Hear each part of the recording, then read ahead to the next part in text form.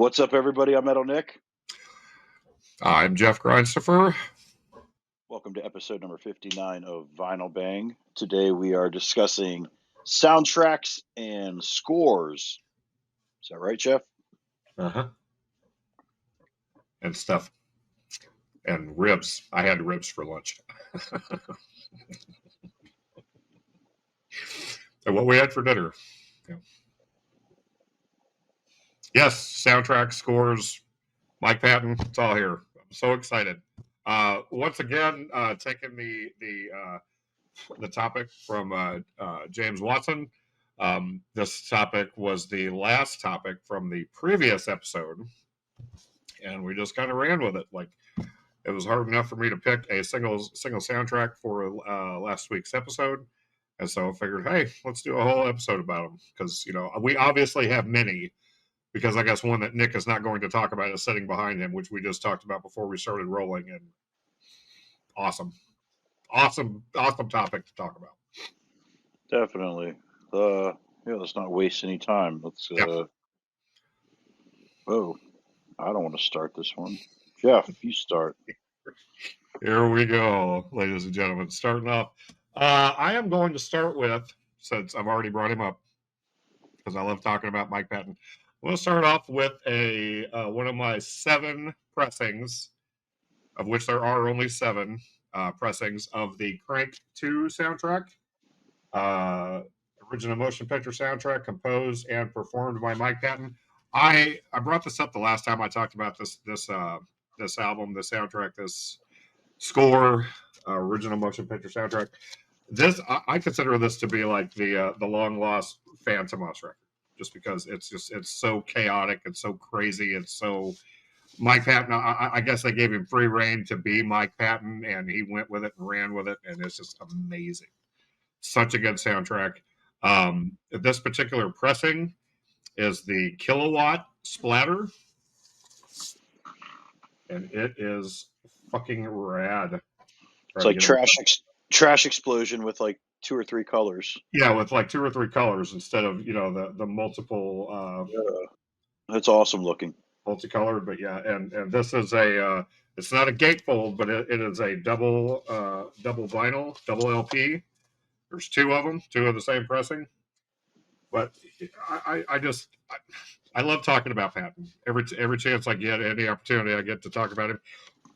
Excuse me. And I was just telling Nick before we started rolling. He asked me how many scores Patton's done, and he's done several. Like, I've got 3 or 4 that I was flipping through whenever I was picking out the one I wanted to talk about. But Crank, man, it's such a good movie too. Like, it's an awesome movie. The first one's okay. The second one's rad. Definitely my favorite of the 2. So. Hell yeah. Yeah. Good stuff.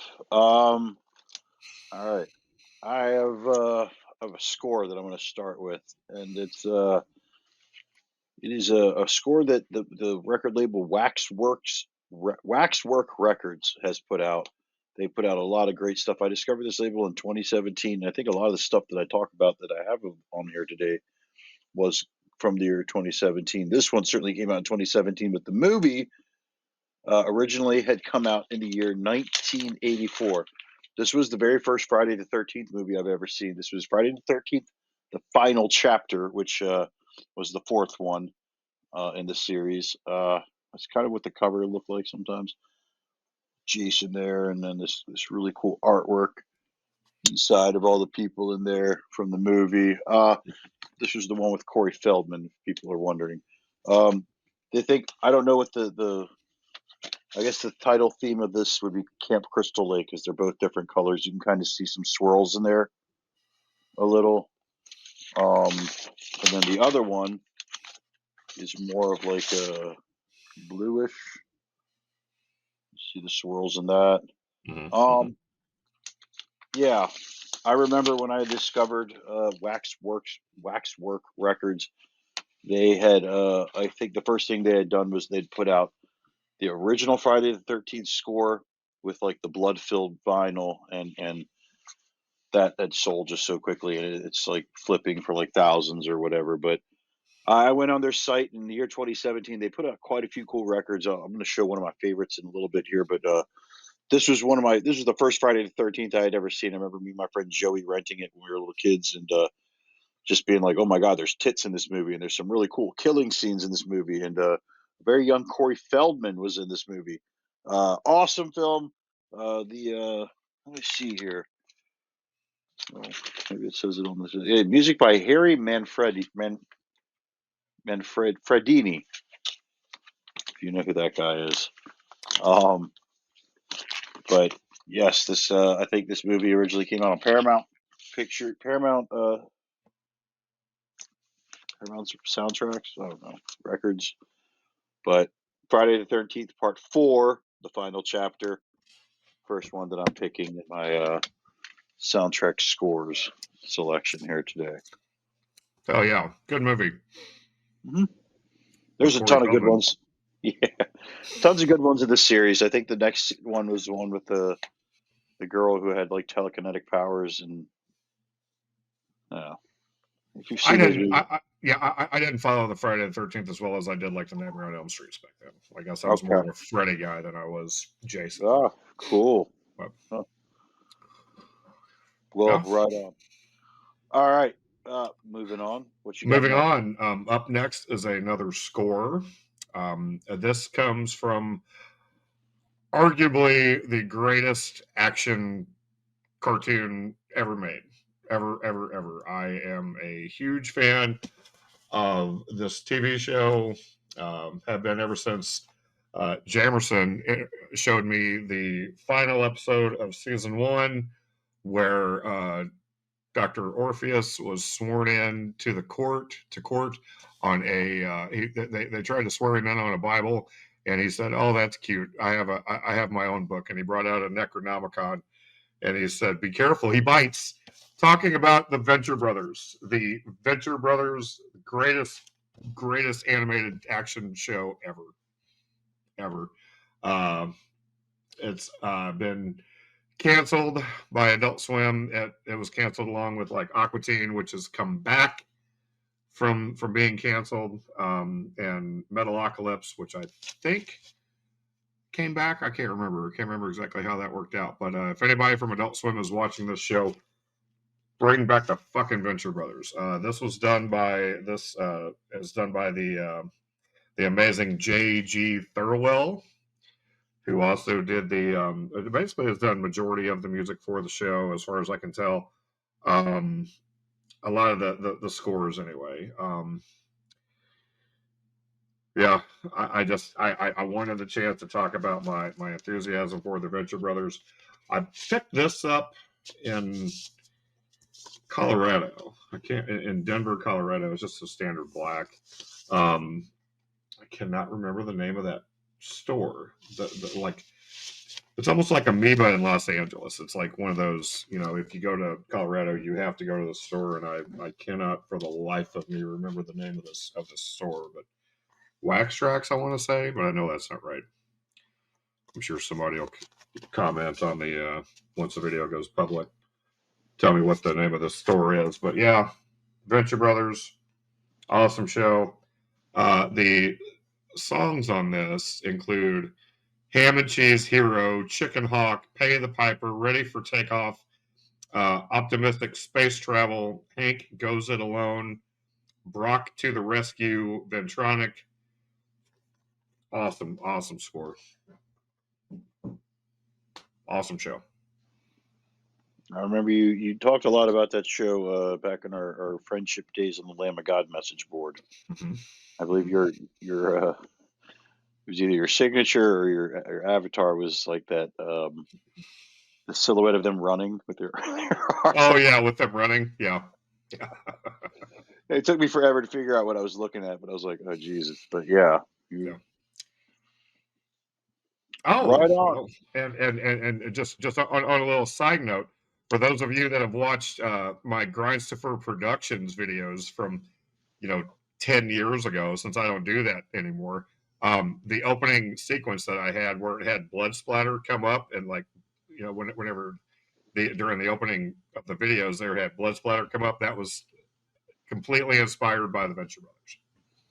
That's where I got the idea to do that. So the more you know. Cool.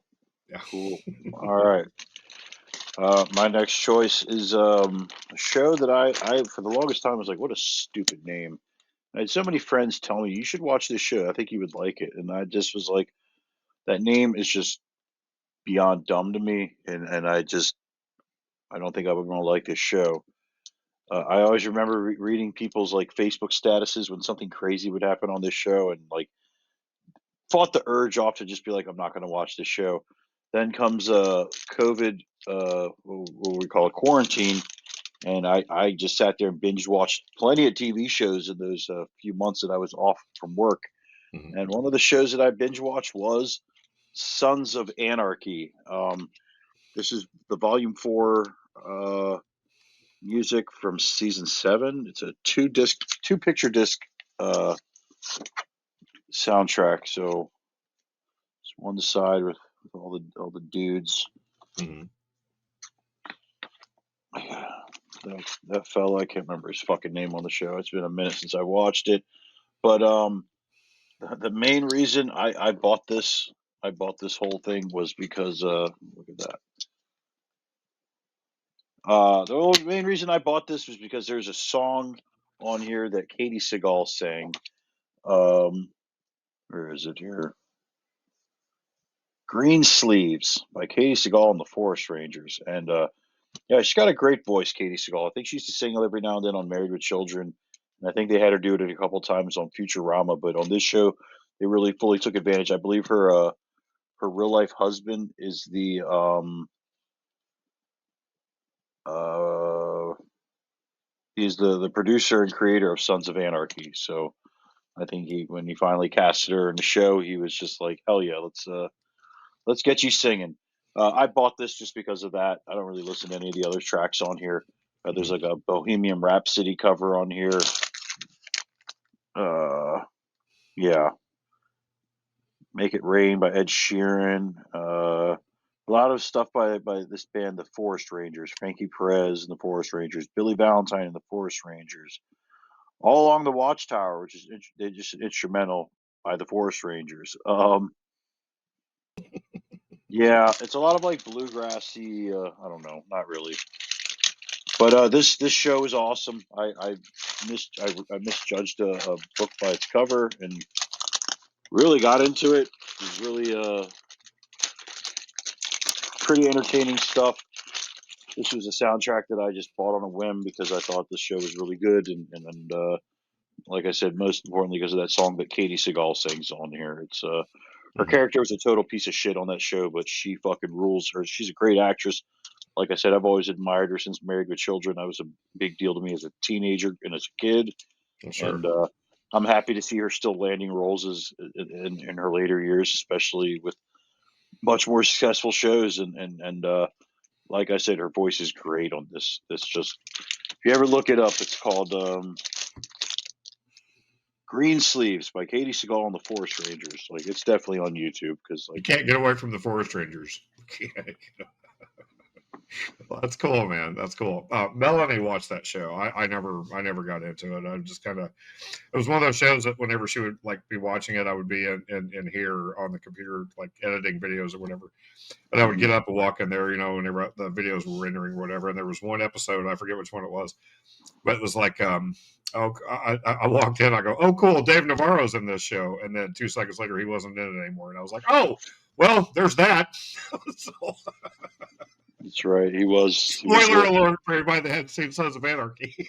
uh, so I will spoil this. There was like a day where I remember being on Facebook one night and everybody all over my Facebook feed were just people in all caps yelling out Opie, and I did not know what that meant until I watched that show. And obviously something bad happens to Opie, but the character who plays Opie is also kind of one of those on Walking Dead in the later seasons. He was like there's like Alpha and Omega, I think they called themselves maybe the zombies that like wore they were human beings who wore like dead people's faces and Oh, walked all slow with the zombies. He was like the big male dude. He was an awesome actor on Sons of Anarchy, and he did a great job on Sons of Anarchy. Walking Dead. Walking Dead. Walking Dead. Yeah. So, all right. All right, moving on. Staying in the vein of TV shows, especially on my topic of cartoon TV shows. One of my favorites from whenever I was a kid, and still like I've gone back and watched episodes here and there, but it's like it's still cool, but like it doesn't have the same shock and awe that it did whenever I was a teenager.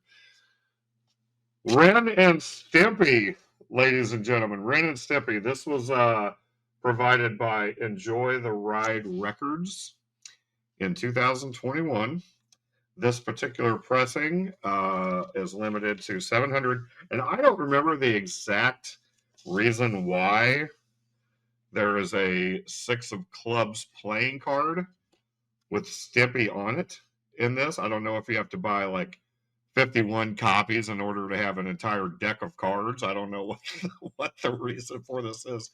That's kind of a cool little collector's piece, you know, a little Six of Clubs, you know, with Stimpy on it.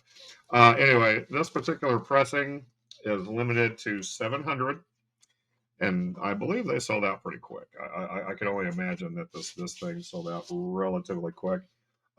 This is the Ren and Stimpy split, which of course you know the red side is Stimpy and the yellow side is Ren. But yeah, as soon as this went up for pre-order, I believe there was a more limited edition, a much more expensive pressing of this soundtrack, tentatively titled "You Idiot," which you know, fitting, just makes sense that it would be called "You Idiot."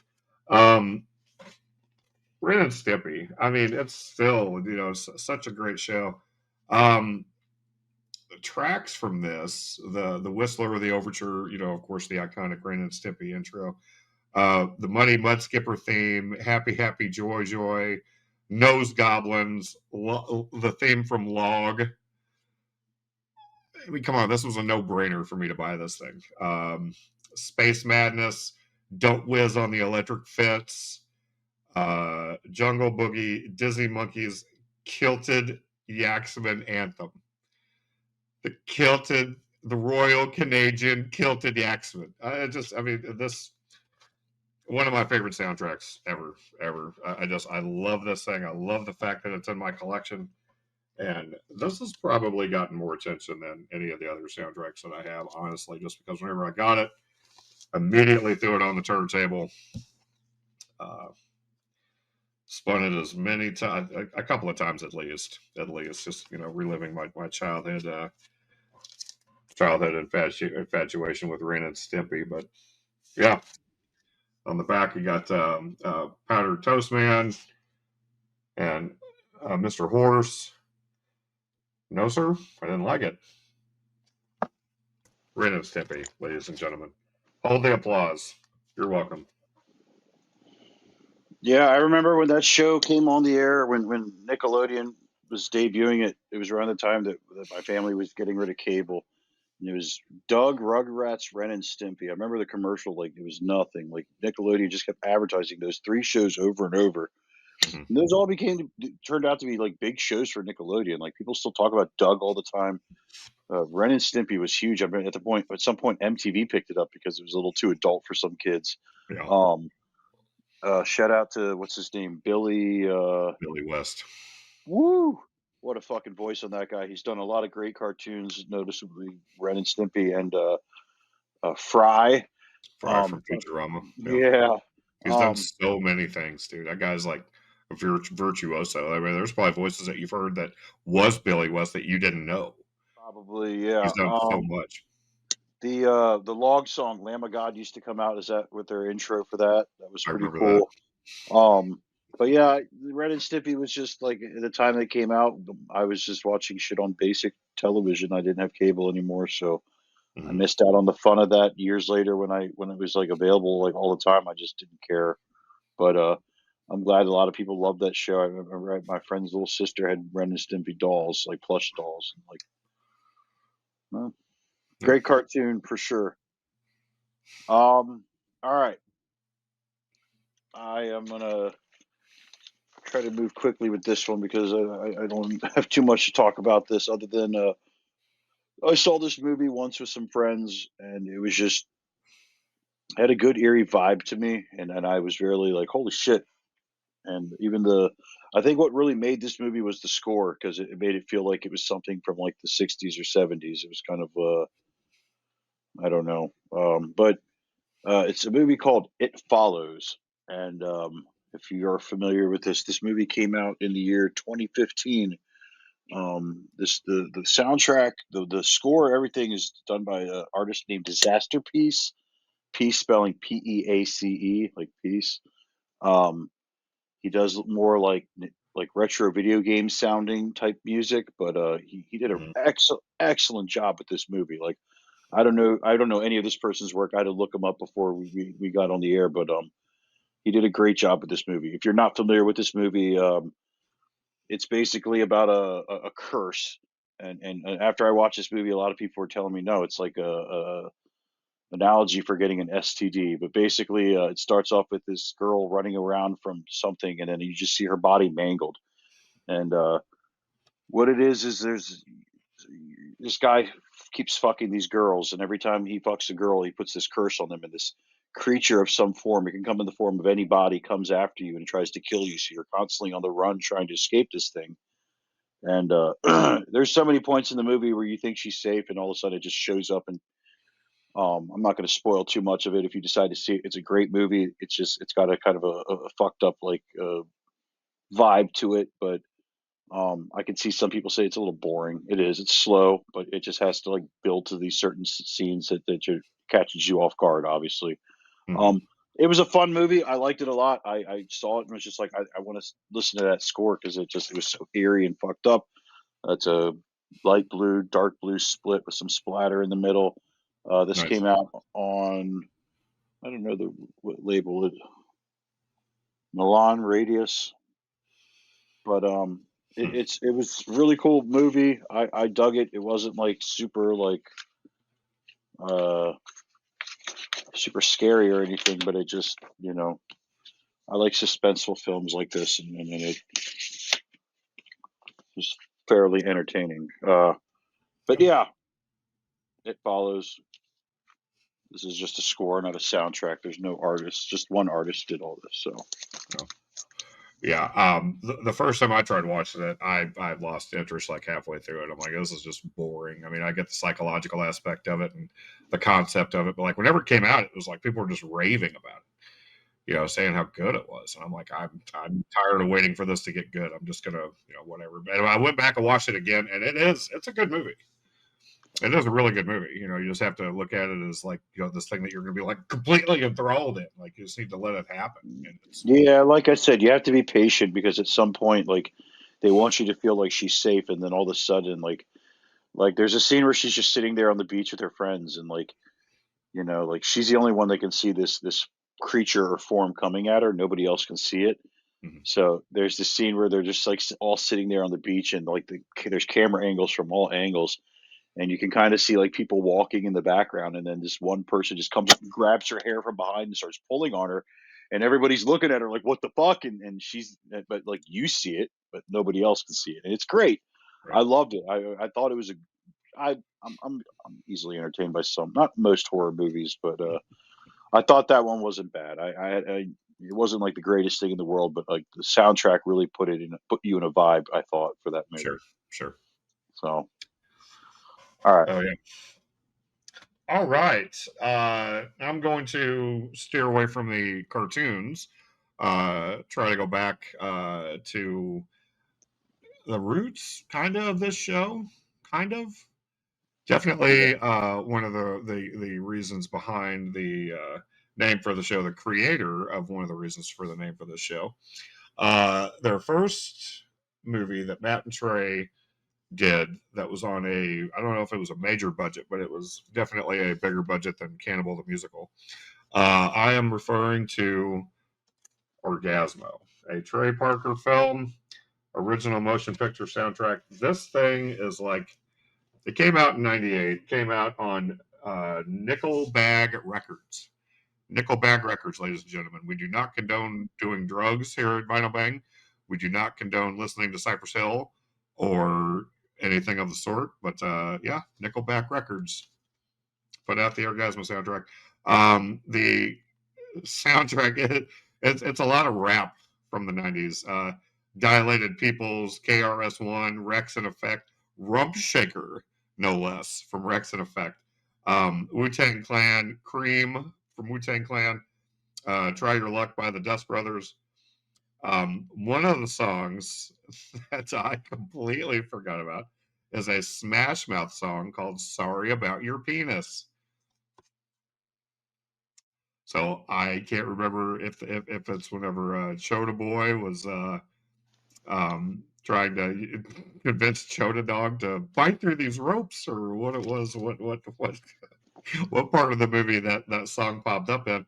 But the main reason, besides the fact that this is a Trey Parker soundtrack, affiliated soundtrack, is Please tell me. Please tell me. it has it. Now you're a man. Nice. DVDA. Awesome. DVDA, ladies and gentlemen. All right. That might be the only thing they have on vinyl. I believe so. That's incredible. That's Yeah. incredible, dude. Yeah. They need to put out a full fucking album. Yes, I they mean, do. like all the Yes, they do. basketball South Park stuff that they did, they need all of that shit there. Everything, because it would all be DVDA. They can have that girl, those girls that came to the treehouse in that one episode that are wearing the DVDA T-shirt on the cover. Yeah, the Clubhouses episode. Yeah. That Truth or my Dare. Fat Abbott. Fat Abbott. That's all I got to say about that Yeah. episode. All right, carry on, Jeff. Carry on. But yeah, Orgasmo. Awesome movie. Actually, I think I need to convince my wife that we need to watch Orgasmo. I think I need to convince myself to rewatch it. It's been a minute. So. That's a good movie, dude. Yeah. Oh my God, that's great. I was like hoping. I was like, please tell me DVDA's on that because that's I mean, that song is like came from that movie, right? Then they Yes. started using it in like everything else. Yeah, Great. even like the early episodes of South Park, it would have that da, da, da, da, da, da, da. It's the same jingle. Even like there are certain things that happen like in the dodgeball episode. In the dodgeball episode, the trophy that the kids win, it's Orgasmo. Only he's gold. He's on a gold trophy, but it's that exact stance. Orgasmo. It is. It's yeah. That's fucking. That's so good. Oh shit, those guys are great. Yeah. Oh, all right. Man, this soundtrack that I'm about to talk about is from a movie. I remember. I was definitely in the seventh grade when this came out because me and a bunch of kids from class, a bunch of guys and some girls went and saw this in the theater, and I fucking loved this TV show. And then when they started making movies, I thought it was incredible. Tales from the Crypt presents Demon Knight. Knight spelled with a K, folks. This is a soundtrack, not a score. And as you can tell by the cover, I'm going to read off the track listing here. Cemetery Gates, the Demon Knight edit by Pantera. Hey Man, Nice Shot, performed by Filter. Diadems by Megadeth. My Misery, in parentheses, Demon Knight, by Machine Head. Instant Larry, performed by Melvins. Fall Guy, performed by Rollins Band. Beaten, performed by Biohazard. Policia, performed by Sepultura.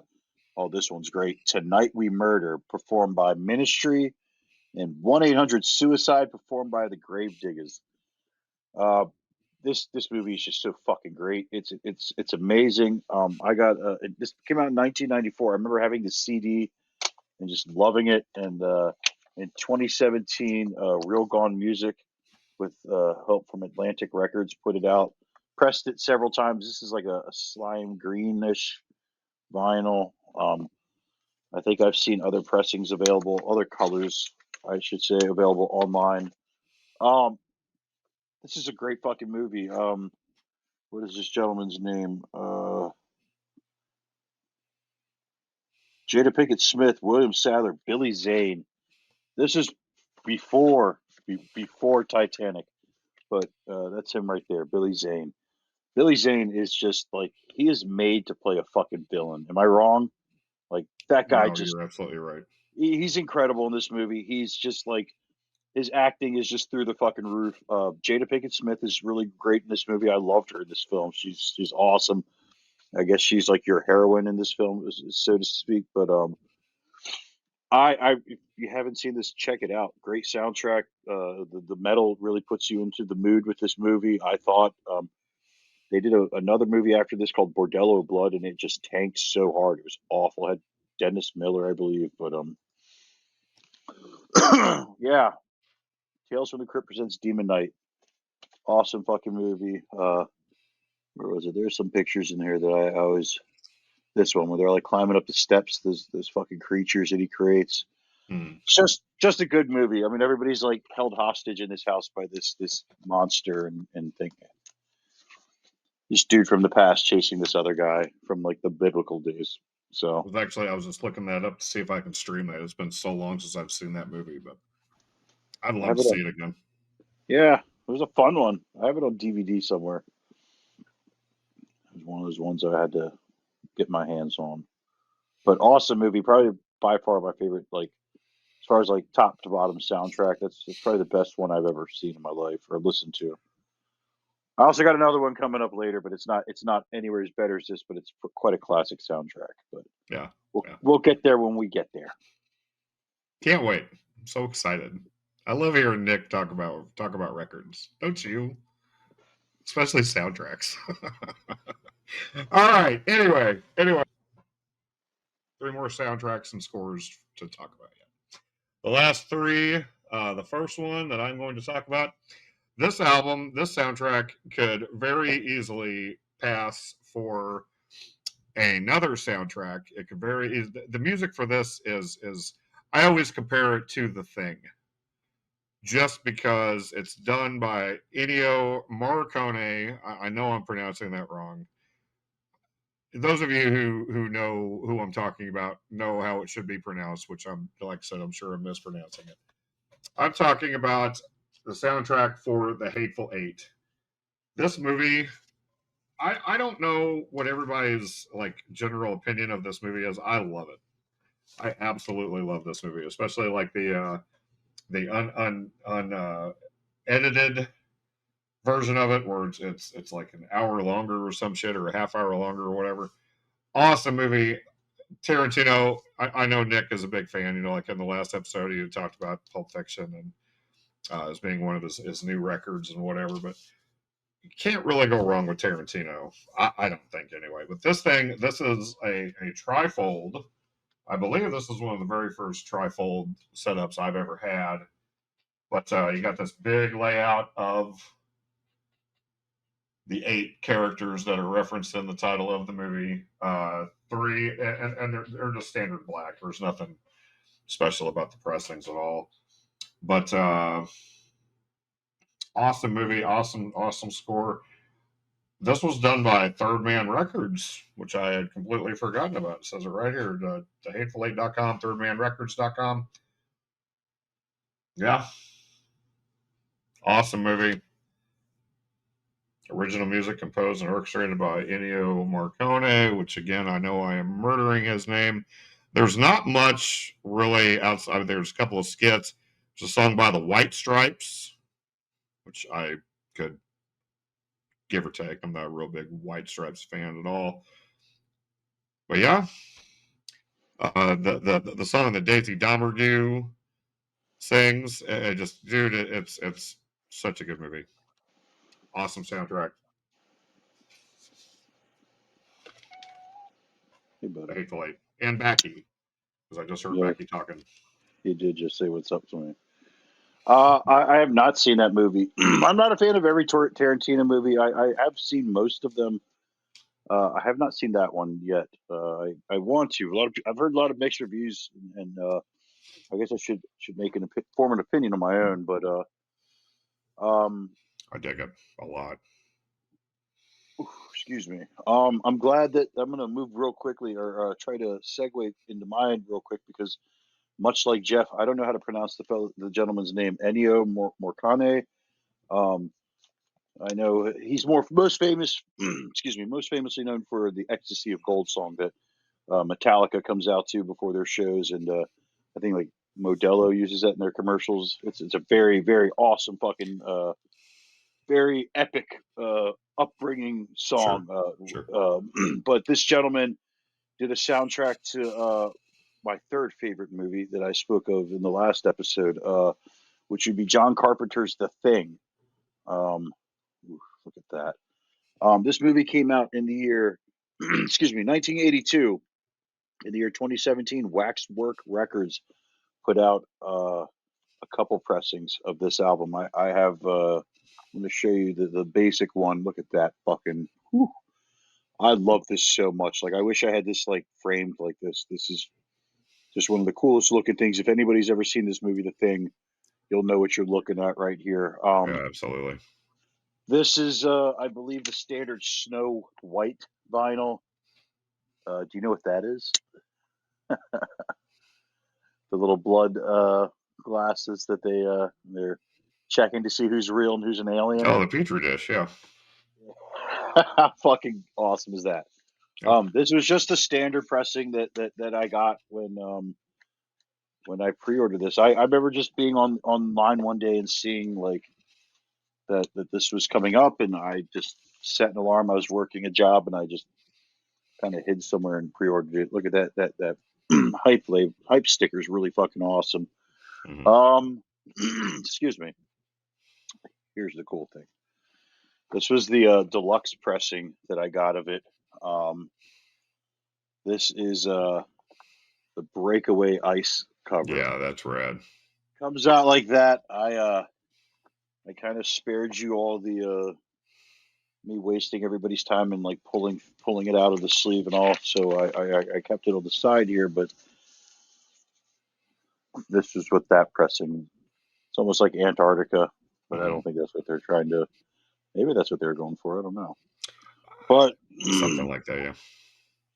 I fucking love this record. I'm very happy to have this very unique pressing of it. Let's slide that in there. This is a great fucking movie. Like I said, Ennio Morricone. I'm sorry, Jason Netherton can correct me on that. He did that soundtrack. It was the movie was obviously done by John Carpenter, who he's got a long list of awesome horror movies and whatnot. But that one was that's probably one of the cooler like layout uh put together albums that I own on vinyl. And like I said, I remember the 2017 Waxworks Records who put that out just did a fucking phenomenal job, like with these layouts. And I think I know you've got a handful. I'm surprised. Yeah, there is one that I thought you were going to share, but I guess not. But all good. I know you, The Evil Dead. We could do a soundtrack episode part 2. Probably could because believe me, there was a lot that I left on the shelf. So Me too. Me too. There's still a lot that I'd love to talk about, but maybe later on down the road. But dude, this was good timing with the Hateful yeah, Eight, and the Thing, because I said, like this music could pass for the Thing, like the music from this movie. Watch this movie yeah, and let me know what you think about the Hateful Eight, because the music okay. from it could absolutely be used in the Thing. Yeah, Yeah, right on. we're checking out. Moving on, two more, and this is for two of my absolute favorite movies. This next one, Melanie and I, my wife and I, actually watched this movie the other night, and I am stoked to talk about this score and this movie. Such a dark movie, such a depressing movie. And even though I know what's going to happen, the fucking refrigerator still freaks me out every time I see it. It just, as soon as it makes me jump every time. And Requiem for a Dream. Fucking love this movie. So dark and just so depressing, and nobody comes out ahead. It's just, man, such a realistic, like just a kick in the face. how depressing this movie is. And Darren Aronofsky, man, I am a fan of his work. Almost every movie that he's done, I have watched multiple times. I've only seen Mother like once. Uh, Melanie and I went to Las Vegas last year, and we went to the Sphere. Got to see the infamous Sphere in Las Vegas, and the movie that they were showing was done by Darren Aronofsky, and it was awesome, awesome thing. Anyway, Requiem for a Dream. I am glad that I am able to talk about this movie on the show because huge fan. I own the director's cut on Blu-ray. Love this movie. I don't watch it a lot just because of the sad undertones of it, but great movie, great acting by uh, Jared Leto and Jennifer Connelly, Marlon Williams. Man, what a movie! Requiem for a Dream.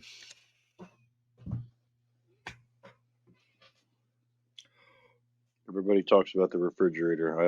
I've never seen it, so I don't know. So, well, Feed Me, Sarah. Oh, it freaks me out. It's creepy. You're gonna make a list of movies you should watch because that's another one. And I know that Shaw will back me up because, like, whenever I got that in the mail, I posted a picture of it, and Shaw like hit me up. It was like, dude, that's such an awesome movie. Yeah. hell yeah. Yeah. All right, this next one I got to take a little while to talk about because of just how cool this layout is. This is another John Carpenter movie, but John Carpenter actually did the music for this, and this is a really cool layout for this record. I'm talking about the 1988 film They Live.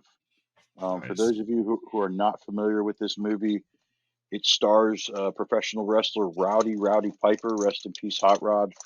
Um, I'll show you that layout in a second. I want to show you this cool splatter vinyl that it is.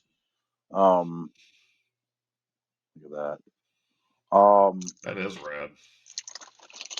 Believe me, that's not the coolest part. You are familiar with this movie? Yes, dude, absolutely. All right, be prepared. Be prepared, buddy. So Oh that's wow. this is the cover. The cover back. The inside is this. Mm-hmm. So it's gonna take me a minute. I hope I don't fuck this up too bad, but Nice, dude. there's there's that on that side. The back is really where it gets cool. I'm gonna pull this out completely. It's a pain in the ass to stuff back in, but boom. Um, Wow. this is the booklet. Now, do you remember the famous line from this movie? Came here to kick ass, chew bubblegum. I'm all out of bubble gum. That's what Hot Rod says. All right, I'm flipping through the pages here, and when I get to the next page, they're stuck together by a piece of bubble gum. No shit. Dude, that is sick. Oh my How god, fucking that's awesome. yeah! Like this is one of the cooler things that I own, and I've never peeled it off. I'm sure you can put it back on. It's like a little piece of adhesive there, Yeah. but I've never peeled it out all the way. Um, I remember just seeing this. I don't know why I bought it. I think I bought it mostly just because I was like, yeah, Hot Rod. Like I love Rowdy. Let me get this. I think this movie a couple years ago, people started to use it and say this movie makes more sense now than ever. And it wasn't so much of a horror movie as it was. I don't know what you would call it. But since we are talking about this movie and we are here on Vinyl Bang, I would be remiss, Jeff, if I did not talk about the very famous fight scene in this movie Yes. Yes. that South Park had emulated in the Cripple Fight episode. Mm-hmm. Season 5, episode 2. Yes, sir. And Rowdy Piper at one point he had a. Whew, I put it all back together. Nice. Rowdy Piper at one point had a podcast, and he had John Carpenter on that show, and he had told John that like he started doing these like signings, and people were showing up with like that photo of Timmy and Jimmy fighting, and they would get, and he didn't understand it. So like fans were always explaining to Rowdy what that was, and he didn't get it. And he's like, they weren't like making fun of crippled kids, were they? They're like, no, no, no, but they were more so paying homage to your fight because like these kids they overcame it, and he didn't know. John Carpenter was like, yeah, those guys hit me up and told me that they were going to do that, and he was like, I can't fucking wait. So, that's that. I thought that was really awesome. You know, like that all happened maybe like within the year that Rowdy had died, but they live. Man, I just wasted you. You could have like pulled me back on the double screen here. I took a minute No, to, dude. but Yeah, I was enthralled in that. Dude, that packaging is ridiculous. the bubblegum thing, I couldn't believe it. I thought they like fucked up my thing, and when I realized what was going on, I was like, oh, that is so cool. Ball out of bubblegum. Yeah. Dude, that's so sick. Yeah, and I'm glad that you brought up Cripple Fight because I mean it had to be brought up. It had to be brought up in this episode. Also, Alan Holworth is also credited for doing music with John Carpenter on this. But and then I believe I'm sorry, I should have just Mondo was the one that was the label that put this out. They were Mondo, yeah, that responsible. makes sense. Yeah. They were responsible for that. They do some pretty cool packaging. But yeah, there it is. That That's was rad. my. That is so sick, dude. I've never seen that soundtrack before. I'm gonna Yeah, look for it whenever I have money yeah. again. So sick. All right, final soundtrack or score, whichever. This is a original motion picture soundtrack. This is a soundtrack, ladies and gentlemen. One of the most haunting, and still to this day, it makes me a little uneasy watching this movie. This is one of the first horror movies that I believe that my wife and I watched over 20 years ago, whenever we were just started dating. Um, Hellraiser, fucking the original Hellraiser is this movie is just ridiculous. Such a good movie. Such a creepy, haunting, and just terrifying, and just gory. Fucking so good. I am a fan of the first four. I will admit this on camera. I love Hellraiser.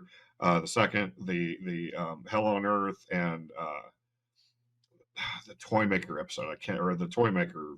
Fucking, I cannot remember the name of the movie of number 4. But yeah, I love the Toymaker movie. This includes the top of this is, it says a special 30th anniversary edition remixed and remastered from the original 24 track master tapes. So there's that.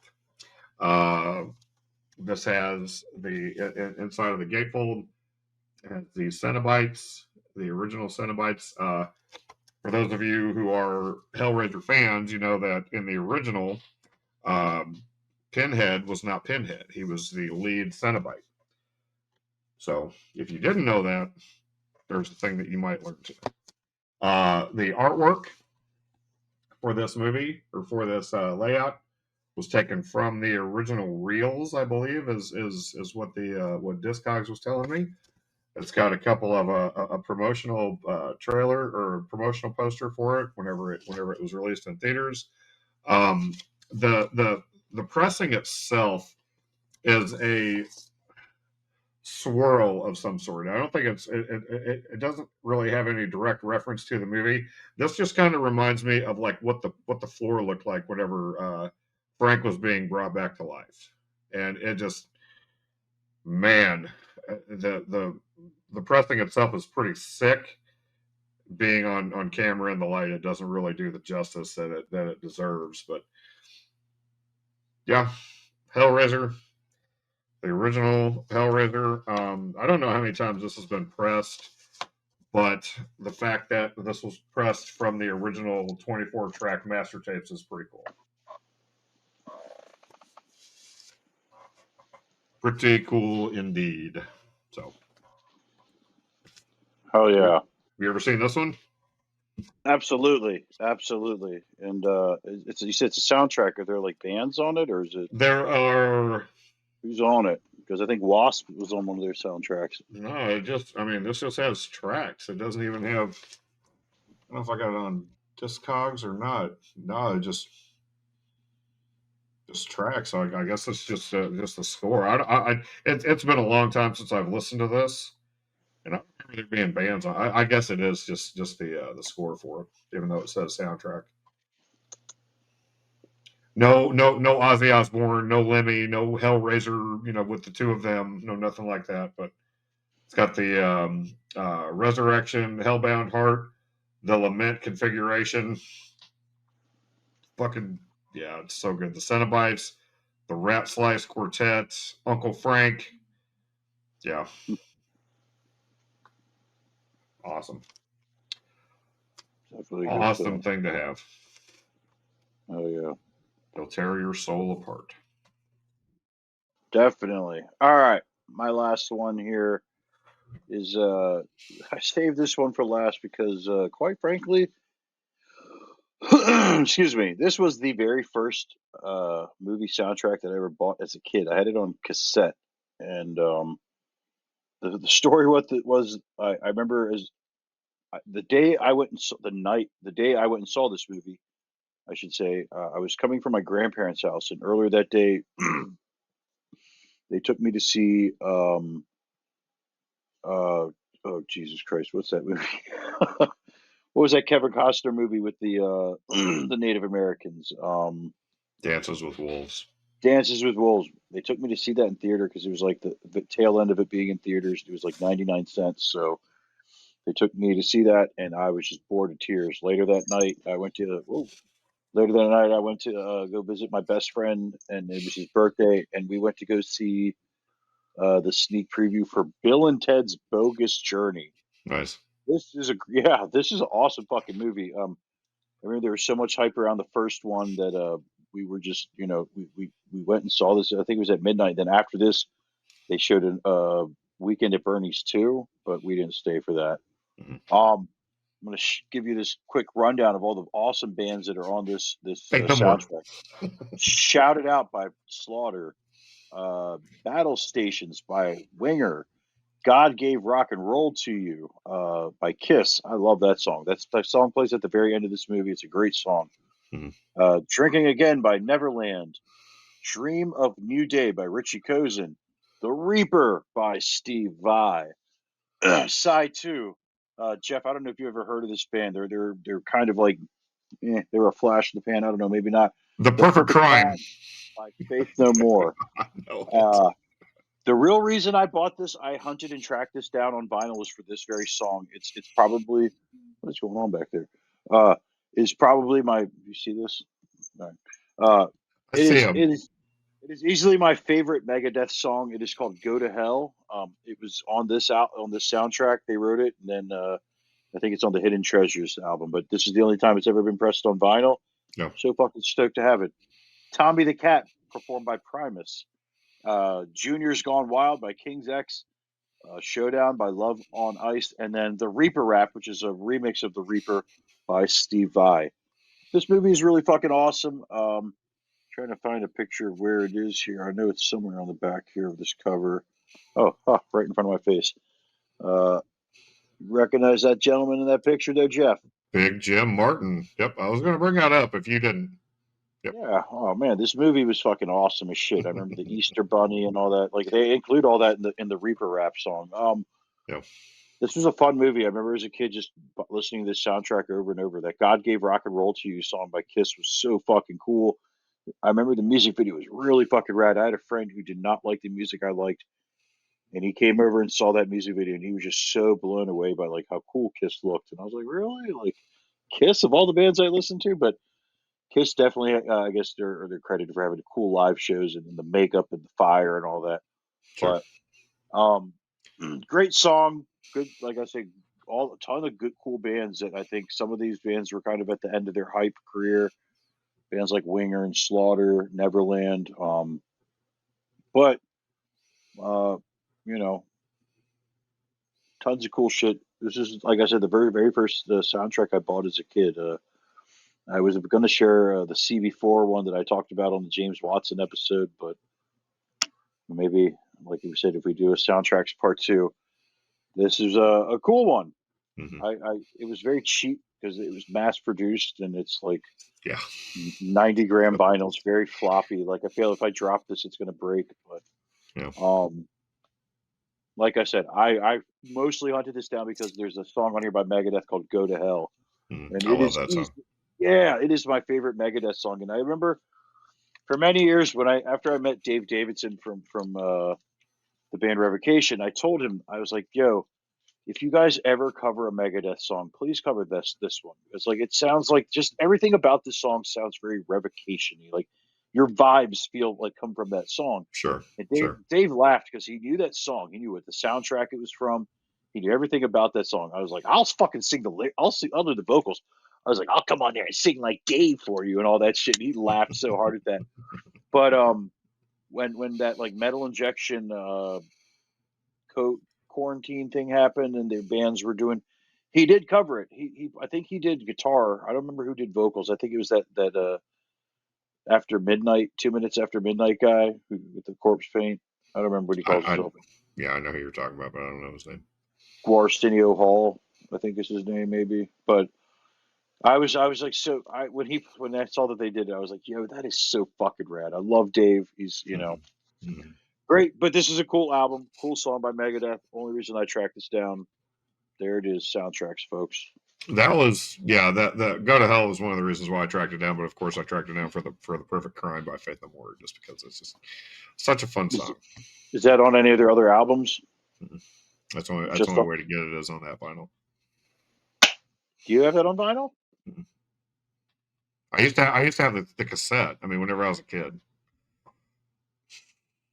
Show's over, folks. Thanks. See you guys. Next time we do an episode together, Jeff's gonna be like, "Oh, new shit. Guess what I got, Nick? Look what I got. 90 gram. Oh. You could probably find it for less than $10. Like, I'm sure I could. I'm sure I could. I not to say that I forgot about it, because like that song is in one of my work playlists. I mean, I listen to that song all the fucking time at work, but finding Bill and Ted's Bogus Journey on vinyl was never a priority for me. But I should. Another song. Around the time that movie came out, Motley Crue put out this album called Decade of Decadence. And especially when I started collecting vinyl, I wanted to get that album, but there's only one new song on that album that I didn't own, and it's called Primal Scream. So I just bought the 12-inch single of it, so I didn't have to track down that whole thing, but like, because it is available on vinyl that way. But yeah, nice. Sometimes we got to do what we got to do just to hear the songs we want to hear on vinyl. Yep. So, thank you so much, folks, for watching this week, and we hope you enjoyed our soundtrack scores. Leave comments, hit the subscribe button, all that good stuff. This was fun. This was a good episode. It was all right. All right, folks. We'll see you all next week. All right. See you guys. Final thing,